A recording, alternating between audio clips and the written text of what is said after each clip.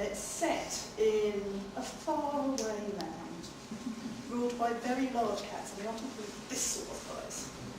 And it's, of course, the queendom, led not by a queen, but something called a Shelord, which is a sort of benign despot. And the story is called The Shelord and the Tailor. And I'm going to start with the first meeting between the Shelord and the Tailor. The Tailor, when he saw the Shelord, let out a great gale of laughter. Consternation reigned. There is nothing a cat likes less than being laughed at, except maybe being wet.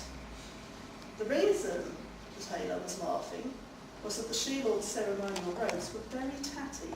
They were also very dirty, with all sorts of stains about the hem and down the front. The Shelord was especially large, positively statuesque, and the robes simply didn't fit. Well, the Shelord was very annoyed at being laughed at, and sat down and pretended to wash her tail to hide her confusion. When she'd done, she sat primly and looked down her whiskers at the Tailor.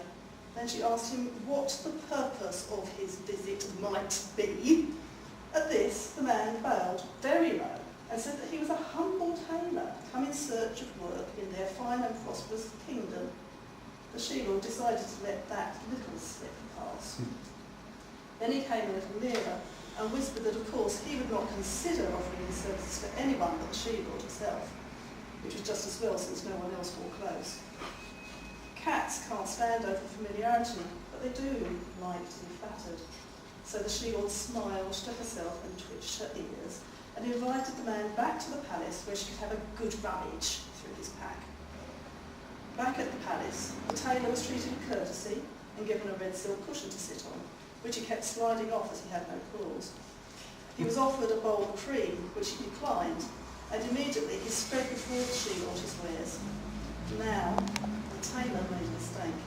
He looked at the tatters of the robes and showed the Shelord only his cheap cloth, thinking she would not appreciate its lack of quality. He had forgotten he was sitting in silk. The Shelord was not at all pleased at being taken for a fool, and if the Tailor had understood cats, he would have got up and started running. The Shelord suppressed the twitching of her tail and attempted a purr. She decided to play along, giving the Tailor enough string to tangle himself in. The Shelord picked out the most garish design she could find, placing them next to her pearl-perfect creamy fur. Sighing, she declared that she simply couldn't decide.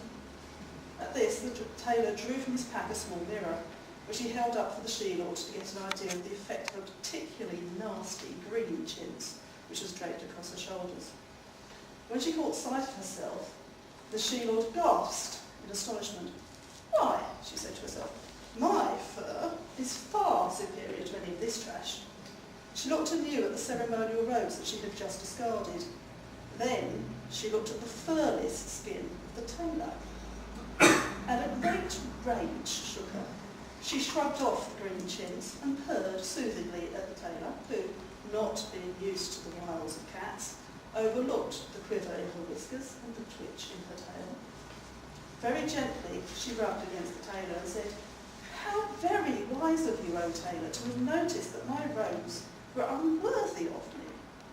I shall have all your cloth and have it made into cushions for the kittens, who are after all no respecters of quality."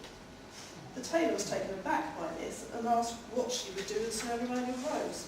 "I'll have them burnt," said the Shelord, "and I'll have a collar made of leather, and let my own beautiful fur clothe me."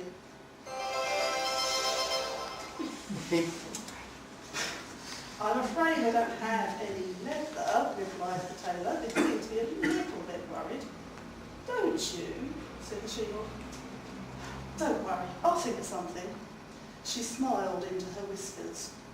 "You'd be surprised at the resourcefulness of cats," she said, and then she opened her mouth very wide as it would go, so that the light caught on her needle-sharp teeth and the pearly pink perfection of her tongue.